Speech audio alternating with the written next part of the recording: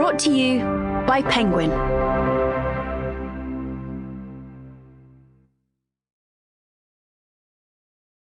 Old Parish, written and read by me, Ciarán Murphy.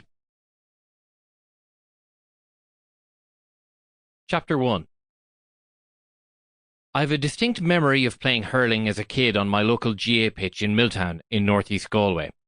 I must have been injured or incapacitated in some way at the time, because I recall pucking around with my dad in the middle of the pitch while my Gaelic football teammates ran a couple of laps around us. I would have been no more than 11 or 12, and I remember getting an awful slagging. I've asked the fella most likely to have done the slagging about that day. He broadly confirmed my memory of the event and said something that chimed very precisely with my impression at the time. No one else from Milltown had a hurl, so I'd say you did get a bit of abuse. In one sense, there is nothing surprising about this little incident. Any deviation from the norm when you were a kid back then meant you copped a bit of flack.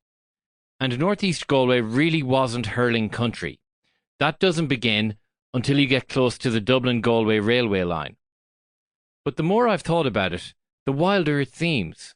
My father and I were playing one of the two major GA field sports on a GA pitch in a county that might well have played in the All-Ireland hurling final that year, if the year in question was 1993 when I was 11. And this was nevertheless deemed to be some kind of subversive act. I certainly didn't do it again at the pitch in Milltown, though it was not particularly uncommon for my dad and me to puck around a bit in our backyard during my childhood. Dad had played hurling as a young fella in Waterford, and we had a couple of hurleys in our shed. For most of the young people in our village, it was different. If both your parents grew up in or around North Galway or South Mayo, your exposure to hurling was fleeting at best. For most, it was non-existent. I grew up supporting the successful Galway hurling team of the late 1980s, watching every bit of hurling on television that I could. But if you lived in that part of Ireland, as in so many other parts of Ireland, your interaction with the game was always as a spectator, never as a participant. To actually pick up a hurley was a waste of time. It might even have been looked upon as an affectation. 2 books about the history of hurling were published in the 1970s. The first was called Come On, 2000 Years of Hurling in Ireland.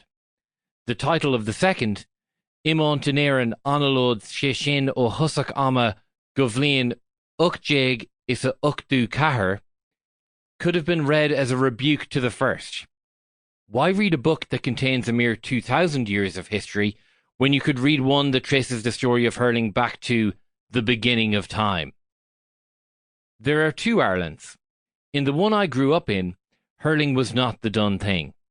In the other Ireland, it is very much the done thing, and no one there will ever be allowed to sell hurling short.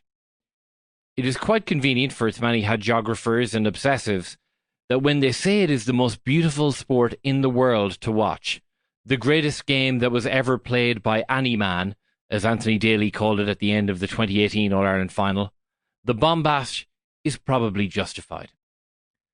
Hurling has elements that make it almost cartoonishly mythic. Take, for example, Joe Canning, by general acclamation one of the 5 best hurlers of all time. Canning comes from the part of Galway where hurling is the done thing. He played in his first senior All-Ireland final in 2012, and the hurley he played with that day was a hurley he made himself. It's like something from a fable, the warrior sharpening his own blade, forging his own sword in the days before the battle.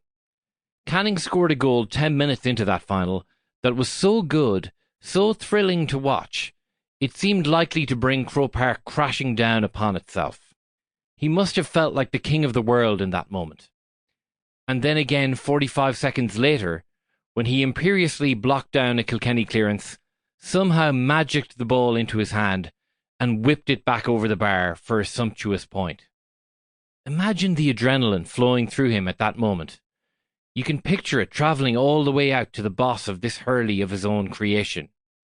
And then, with 15 minutes to go, the hurley was broken irreparably, and Canning had to hit a free to force a replay with the last... Sample complete. Ready to continue?